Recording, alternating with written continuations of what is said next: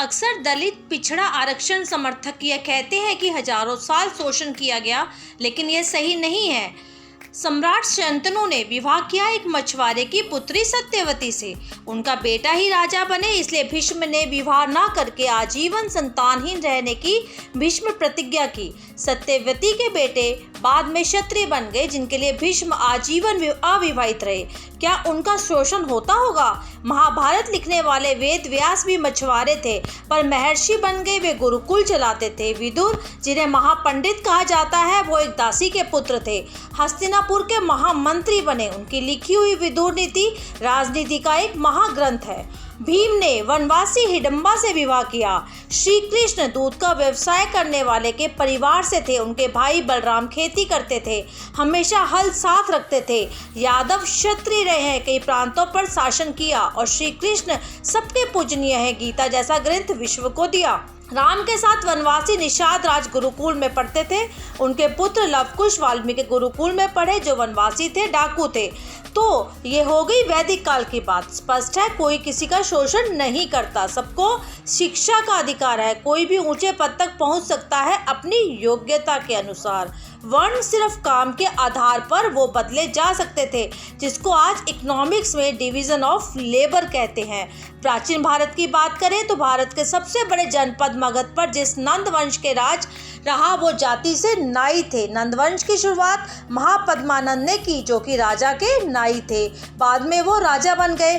फिर उनके बेटे भी बाद में सभी क्षत्रिय ही कहलाए। उसके बाद मौर्य वंश का पूरे देश पर राज हुआ, जिसकी शुरुआत चंद्रगुप्त से हुई, जो कि एक मोर पालने वाले परिवार से थे। एक ब्राह्मण चाणक्य ने उन्हें पूरे देश का सम्राट बनाया। 506 साल देश तक मौर्यों का राज रहा।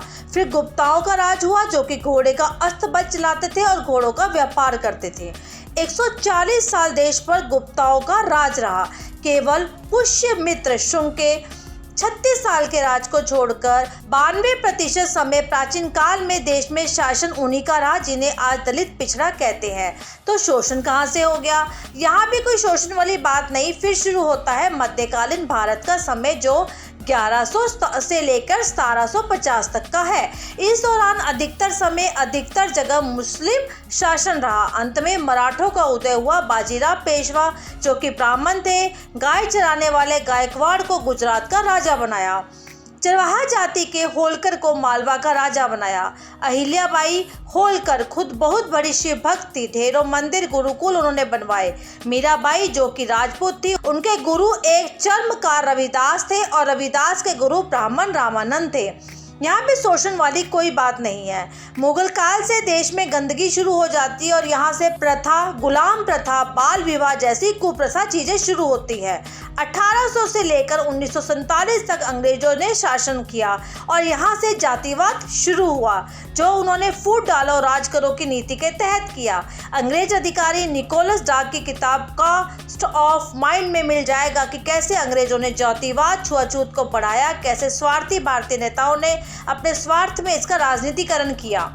इन हजारों सालों के इतिहास में देश में कई विदेशी आए, जिन्होंने भारत की सामाजिक स्थिति पर किताबें लिखी, जैसे कि मेगास्थनीस ने इंडिका लिखी।